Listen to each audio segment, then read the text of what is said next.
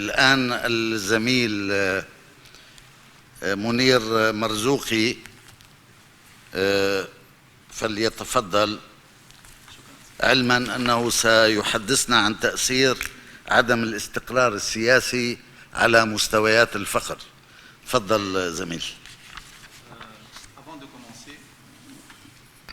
Je veux bien remercier les organisateurs de ce colloque et tous les participants.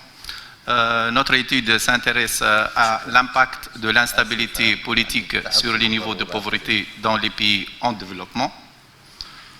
Comme problématique, notre étude s'intéresse en premier lieu au problème de mesure de l'instabilité politique, c'est-à-dire on va examiner le caractère multidimensionnel de l'instabilité politique.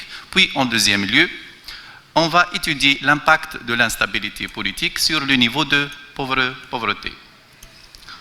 Comme motivation de cette étude, alors, en premier lieu, l'importance du rôle de l'instabilité politique dans les pays, dans les économies des pays en développement.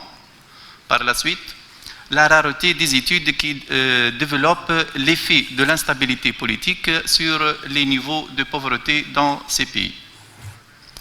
Comme démarche, comme méthodologie qu'on va suivre, dans une première section, on va faire la définition et mesure de l'instabilité politique.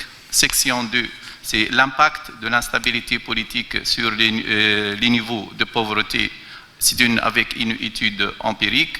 Section 3, on va faire l'interprétation de ces résultats. Alors, ce qui concerne la définition de l'instabilité politique peut être très ambiguë, étant donné que son incidence est de nature institutionnelle et pourrait varier de concepts impliquant des idées abstraites, telles que la mauvaise gouvernance, aux plus indicatifs, tels que les variations injustifiées du gouvernement, des troubles politiques, des émeutes, des grèves et des guerres civiles.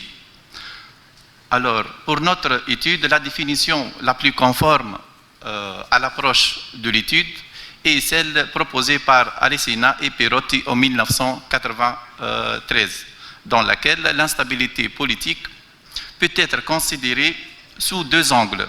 En premier lieu, elle consiste en une mesure de l'instabilité politique qui capture les modifications à la fois constitutionnelles et inconstitutionnelles du gouvernement. La seconde suggère également que les individus peuvent être insatisfaits, perdent de confiance dans le système politique et agissent sur leur mécontentement. Les études qui ont faites sur l'instabilité politique, il existe des études bidimensionnelles.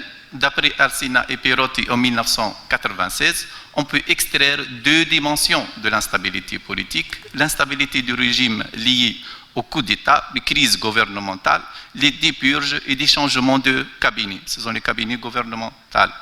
En deuxième lieu, l'instabilité induite par la société civile, les assassinats, les grèves générales, les guérillas, les émeutes, les révolutions, les manifestations anti-gouvernementales. Mais aussi, il existe des études multidimensionnelles.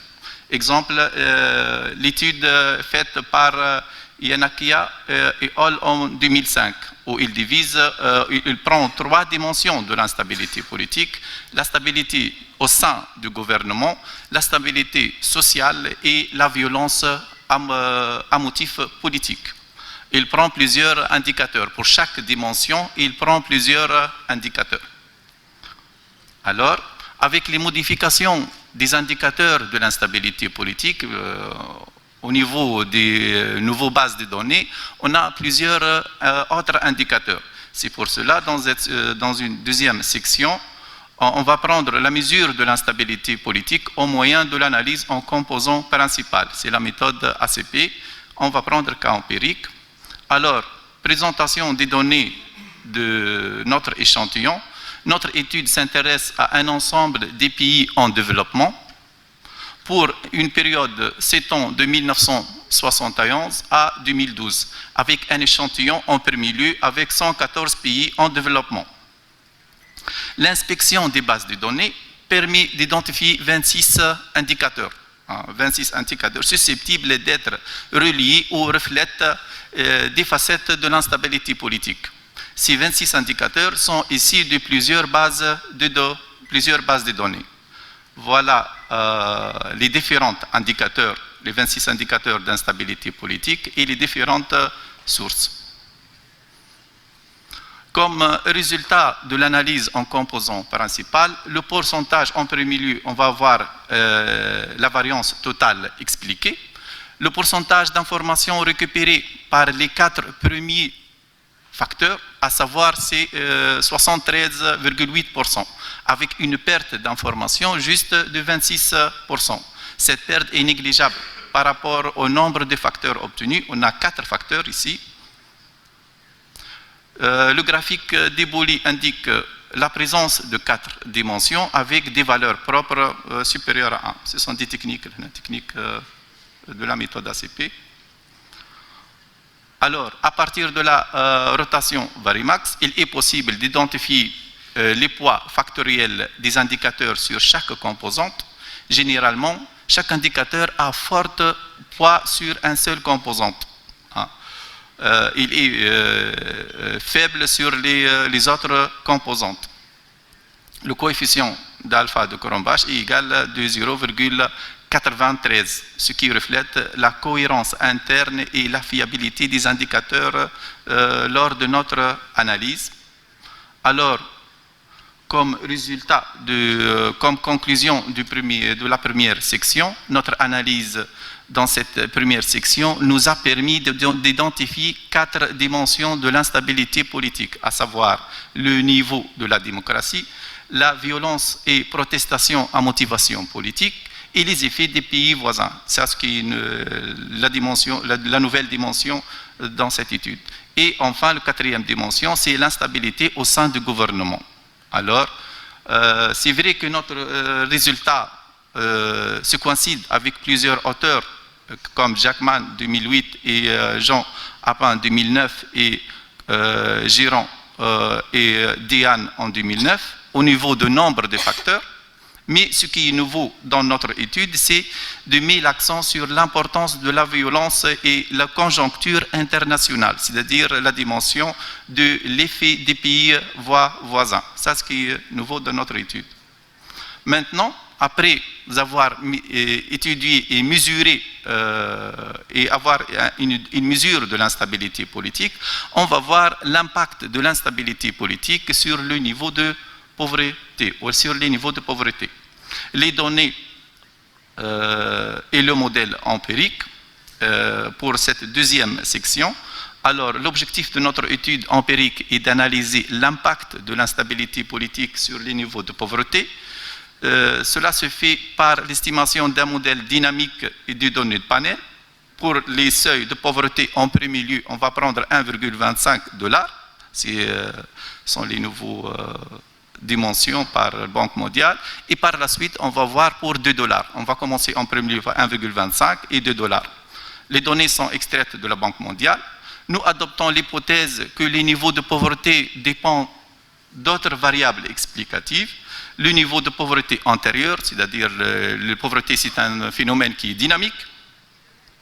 L'ensemble, il existe aussi un ensemble des variables de contrôle, comme le pourcentage de l'agriculture dans le PIB, la part de la valeur ajoutée de l'agriculture dans le PIB, le commerce, aussi l'ouverture commerciale en pourcentage de PIB, le taux de scolarisation primaire, la croissance du PIB réel par habitant et la croissance des prix du pétrole, variation annuelle en pourcentage du prix du pétrole.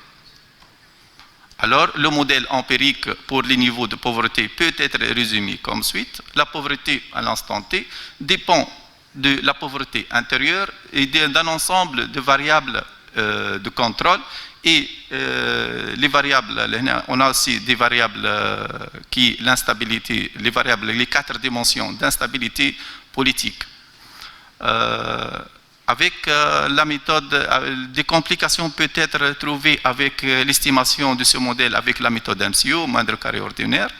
dans les deux paramètres fixes et les effets aléatoires. C'est pour cela que Arleno et Bond en 1991 oui, développe une méthode de moment généralisé. C'est la méthode JMM qui résout le problème de colonialité. Alors le modèle devient sous l'exemple 2. Alors, comme résultat de notre estimation, pour en premier lieu l'impact de l'instabilité politique sur les niveaux de pauvreté dans les pays en voie de développement avec un seuil de 1,25 $, on remarque que les variables de contrôle sont toutes les variables de contrôle sont significatives. Ce qui concerne les 4 dimensions d'instabilité politique, on a le niveau de la protestation et de violence politique qui a un effet significatif sur les niveaux de pauvreté. Alors, en effet, pour un seuil de 1,25 $, l'augmentation de protestation et de violence politique de 1% accroît le taux de pauvreté de 0,14%. C'est à partir de la modélisation, modèle 4.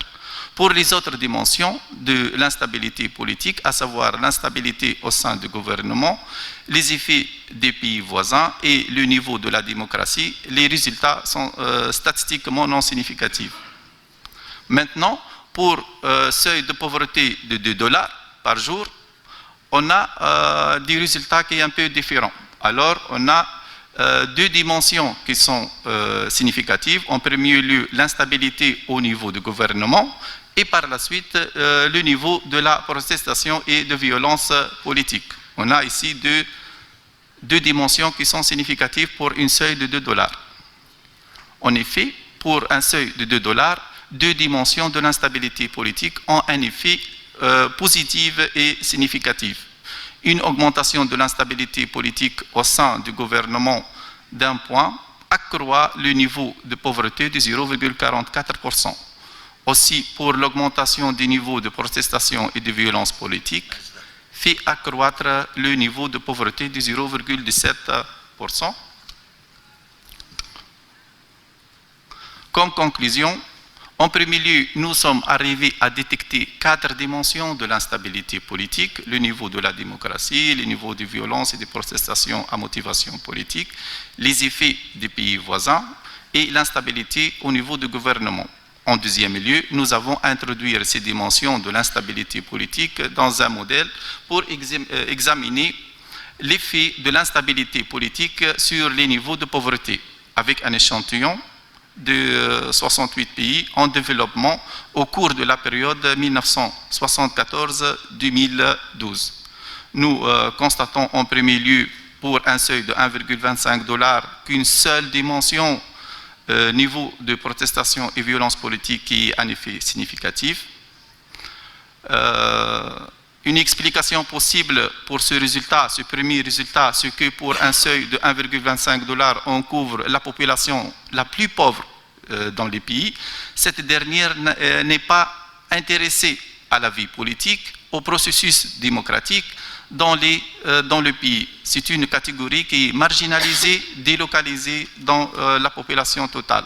Pour un seuil de 2 $, 2 dimensions, le niveau de la protestation et violence politique et l'instabilité au niveau du gouvernement qui ont un effet positif et significatif sur la pauvreté. Et enfin, je veux remercier pour votre attention.